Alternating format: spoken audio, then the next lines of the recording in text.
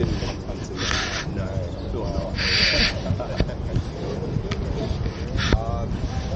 We're quite lucky in the sense that we're an outdoor activity. So we were one of the first kind of sectors to be able to open outdoor guided tours. Yeah, we're quite lucky in that sense. But it was great. I mean, furlough as a student is probably one of the best things that could ever happen. You know, getting paid to do nothing. Oh yeah, absolutely. Anywho, the tour itself will be about 45 minutes long, just to let you know. We're going to travel a mile up the river, and then we're going to turn around and come back the same mile. So you guys will see everything twice from a different angle. And we're going to see some colleges in the University of Cambridge, 7 of them to be precise. So I'm just going to point them all out to you. I'll tell you guys a little bit about them. Of course, if you do have any questions, don't hesitate to ask. Just so you know, if you do ask me a question and I don't know the answer, I'll probably just make it up, I'll be honest with you. Well, we won't make it right. Oh, great, perfect.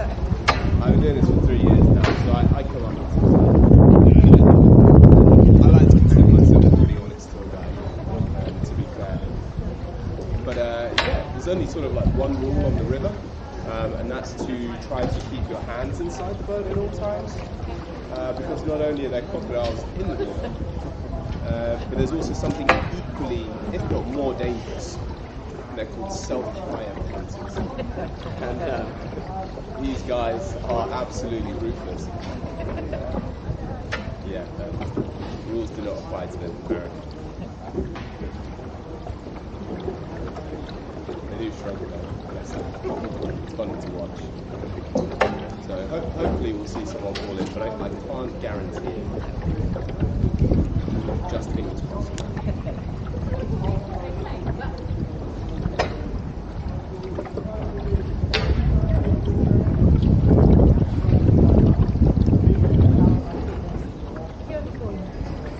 Technically, no. Well, I fell in off land, and most customers I tell that to say that I technically didn't fall in. You're supposed to fall off the boat, right? So I don't know. It's up to you to decide as to whether or not I fell in. I think I did, because it happened twice as well. So, it's totally sober as well, I promise.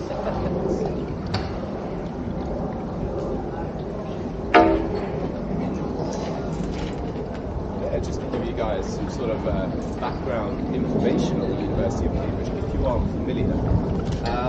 First of all, it's a pretty good uni. It's not bad. It's only ranked amongst the top 3 in the world, alongside Oxford and Harvard.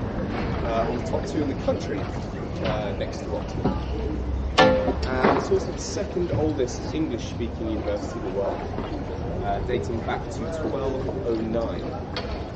So the University of Cambridge is about 812 years old. It's very, very old. Confusingly, however, it is a collegiate system. So it's just divided into colleges, basically. And each college has like a house. It's the most simple analogy that we have, but we can't seem to come up with anything better. Yeah, every college is like a house. For example, the college on my right, this is Wren College. I'll tell you guys a little bit about that on the way back. This is one of the colleges in the university. Like I said, you see 7 of them. There are actually 31. There's only 31 colleges. There's a lot. Actually, pretty much anywhere you go around the city, without even realizing it, you'll be looking at the university everywhere.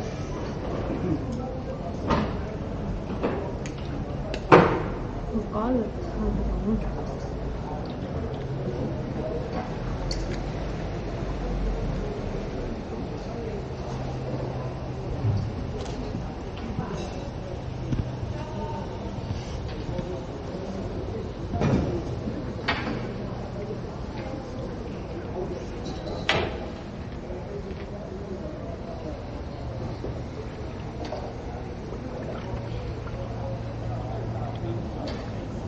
See the punts on our right hand side here.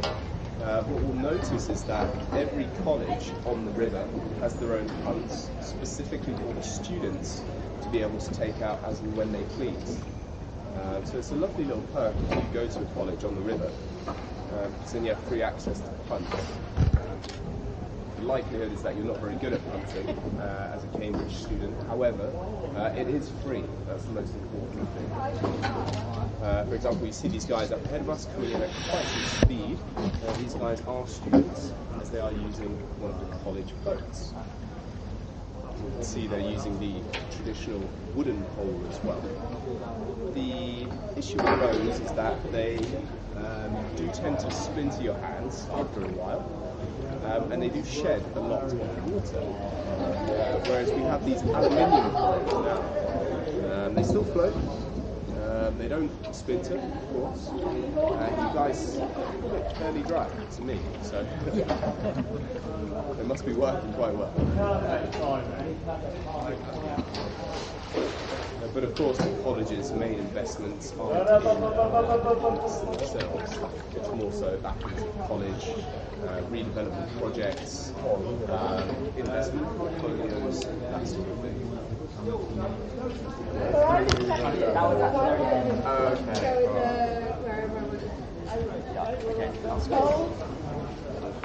Yeah. Cold and however. Passing St John's College at the moment. That's the first college I'm going to talk to you guys about today. We know that the university is over 800 years old, but John's here is just over 500 years old. It dates back to 1500. The same guys from here did enough. Yeah, with us. John's here is the second biggest college in the university after Trinity. Trinity will be the next one along that we see. They're opposite each other. And the most well-known taught subjects here at John's would be medicine and computer science, so quite contemporary subjects. However, like every college, they do not specialise in these subjects. Every college teaches most subjects. Okay.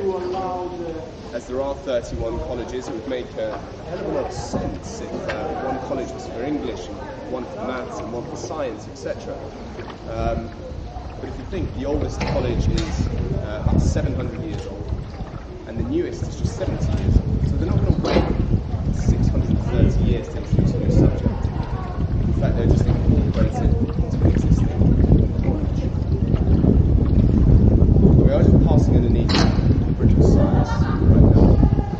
We'll see it again on the way back.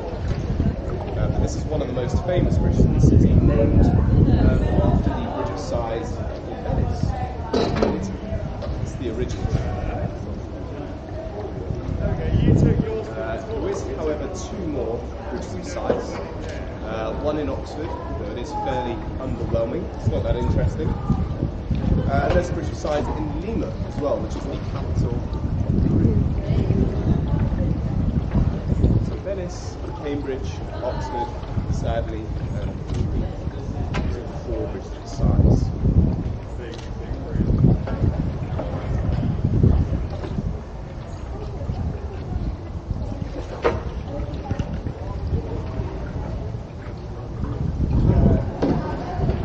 Underneath the Wren Bridge, designed by Christopher Wren, though I think the Concussion Bridge is a more well-suited name. Yes, I've hit my head on there before. You'd have thought that would have been the day that I fell in, but it wasn't.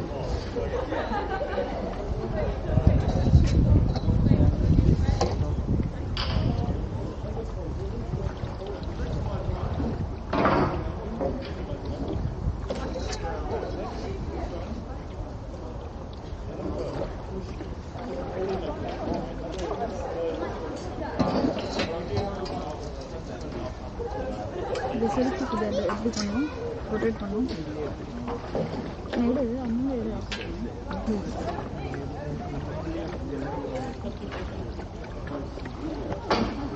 இதை சரி கிட்ட எடுக்கணும்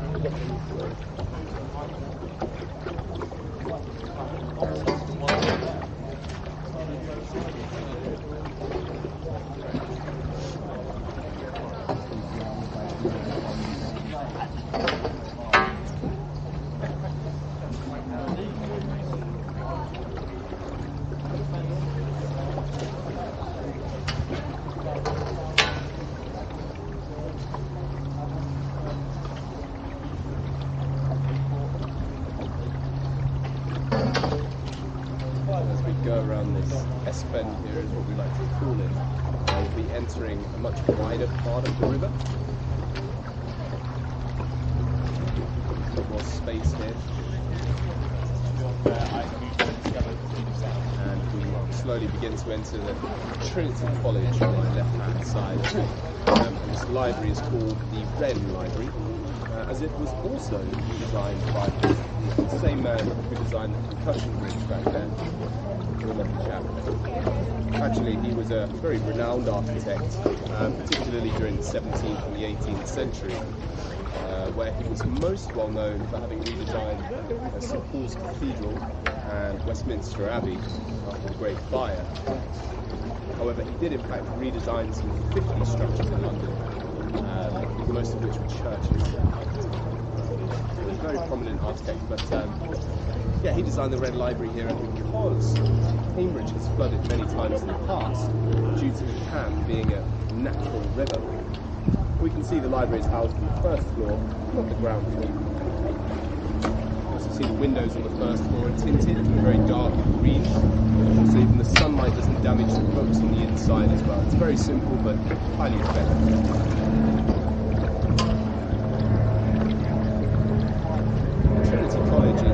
Certainly worth making note of. If you remember any college today, it's probably going to be Trinity, because they are considered to be the best, most prestigious. Bearing in mind that every college in Cambridge is a very good top-tier college. Cambridge is Cambridge regardless. However, the fact that Trinity is considered to be the most prestigious is pretty extraordinary. The reason for this is largest, it is the wealthiest and the richest, and it also produced the most Nobel Prize winners as well. Any other college in Cambridge, or in Oxford, actually, but we already knew that about Oxford. But just to put that into perspective, Cambridge as a whole has produced 96 Nobel Prize winners. That's amongst 31 colleges. Trinity College alone has produced 1/3 of those prize winners, which is very impressive. I think Robert Oppenheimer, the father of the atomic bomb, studied there, as well as A.A. Milne, author of Winnie the Pooh. You also find Eddie Redmayne, the award-winning actor, as well as Sir Isaac Newton. Not only that, Prince Charles studied here, Prince of Wales, albeit he didn't do very well, he still graduated, which is good to know. He studied history and anthropology. Perfect.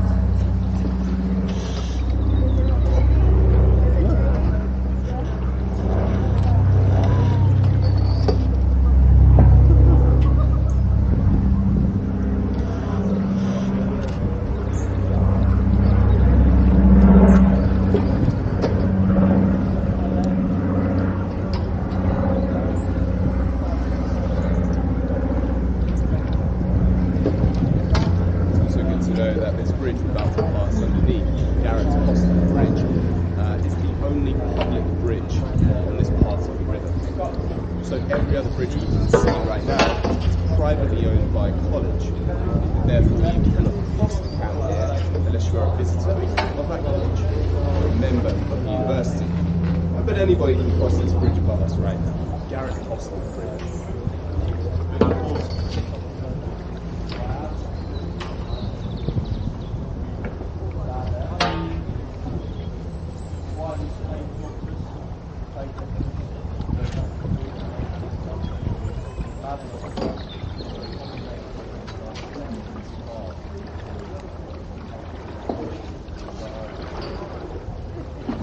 So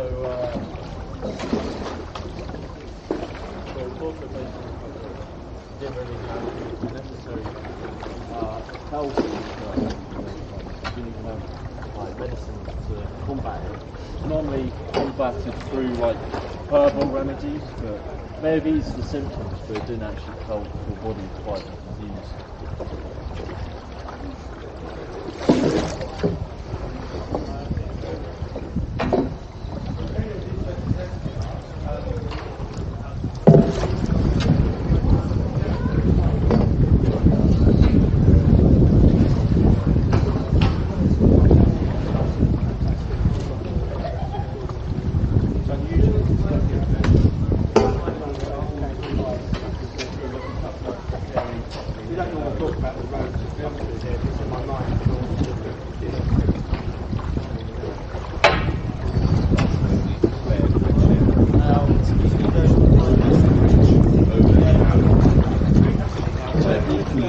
College on the left behind the wall and these two bushes. It's the oldest college on the left. It's where Lady Elizabeth is. So this is the oldest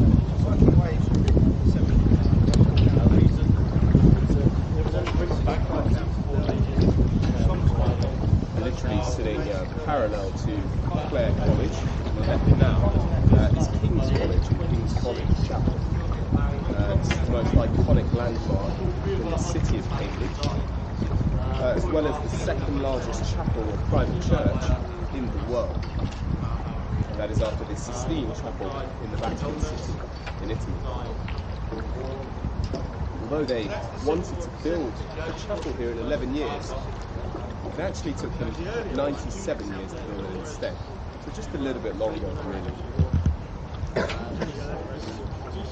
We all know what construction work is really like, particularly during the 15th century.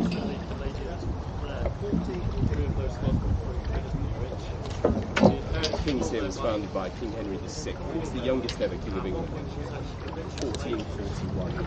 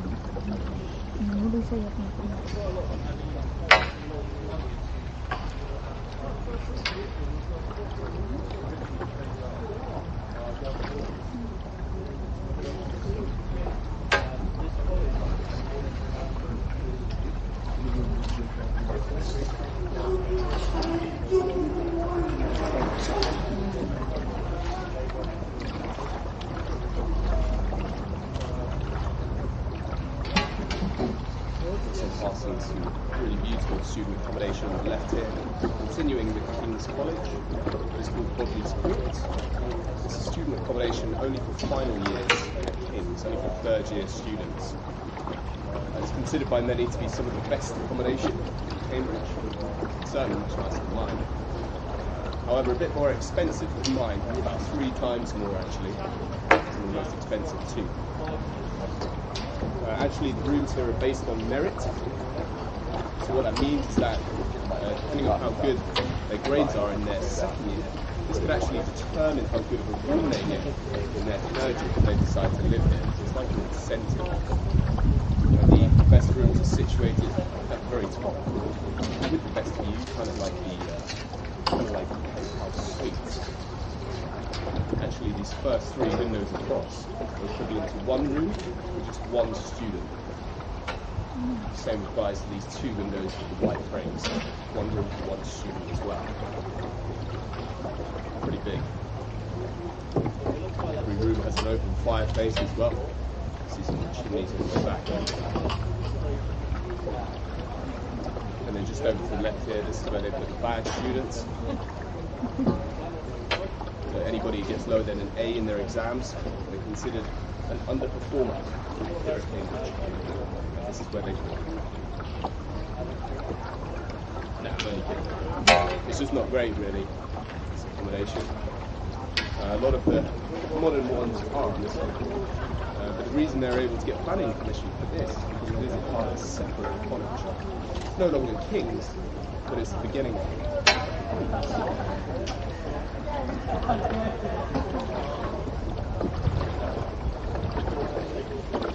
I mentioned that King's was founded by Henry VI, but Queen's was simply founded by his wife. Her name is Lady Margaret of Anjou, the Anjou household, which is French.